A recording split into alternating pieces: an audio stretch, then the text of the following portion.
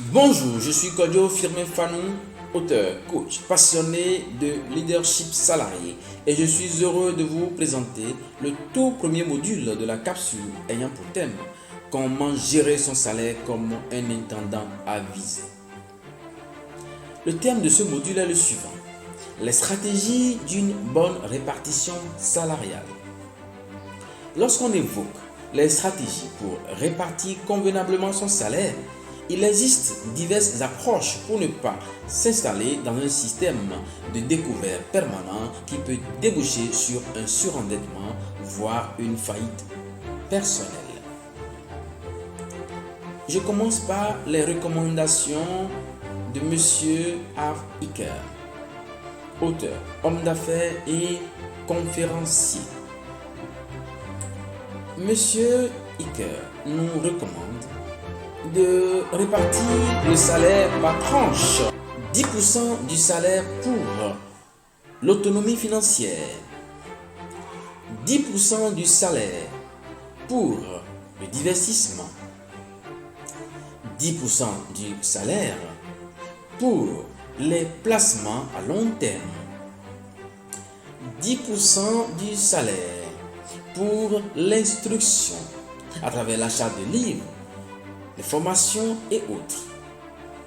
10% du salaire pour les dons et autres libéralités. Et 50% du salaire pour payer les charges fixes, à savoir le loyer, les assurances, les frais de téléphone, d'internet et autres. Abordons maintenant une autre règle, celle des 70, 10, 10, 10. Elle stipule que vous ne devez jamais dépenser plus de 70% de vos revenus. Si vous ne devez pas dépenser plus de 70% de vos revenus, que devez-vous alors faire des 30% qui vous restent? Voici la réponse. 10% comme capital actif pour investir. 10% comme capital passif à travers l'épargne, les placements divers avec intérêt et autres. 10% pour la charité à travers les dîmes, les offrandes, les dons, etc. Ce n'est pas tout. Marc-Victor Hansen, conférencier motivateur, a également opiné sur la question. Il recommande quant à lui d'avoir 3 sources de revenus différentes. Première source, le salaire pour couvrir les frais fixes, à savoir les loyers, les assurances, les frais liés à l'alimentation, etc. Deuxième source, la vente de produits personnels pour couvrir les loisirs, à savoir les frais du restaurant, du cinéma, de voyage, etc. Troisième source, les petits boulots pour couvrir les investissements. Cela signifie que tout salarié devra diversifier ses sources. C'est urgent, chers amis. Enfin, il y a la règle budgétaire du 50, 30, 20.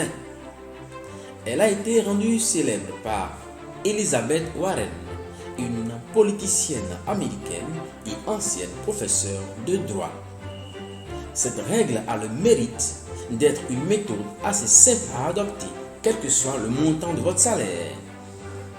Suivant cette règle, on alloue 50% de ses revenus aux dépenses obligatoires, loyer, frais de nourriture, etc.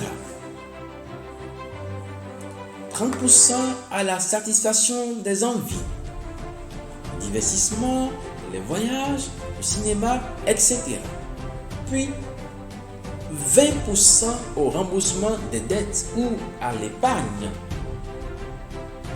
À vous de choisir ou de combiner les méthodes qui vous intéressent.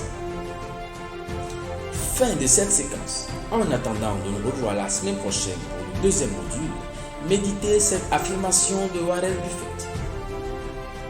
Je cite: n'économisez pas ce qui vous reste après les dépenses, mais dépensez ce qui vous reste après avoir économisé.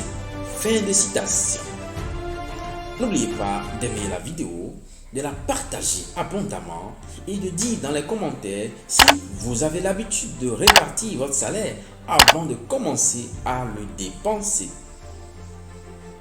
Et pour ne rater aucune de mes vidéos, abonnez-vous à la chaîne qui vous forme et vous transforme.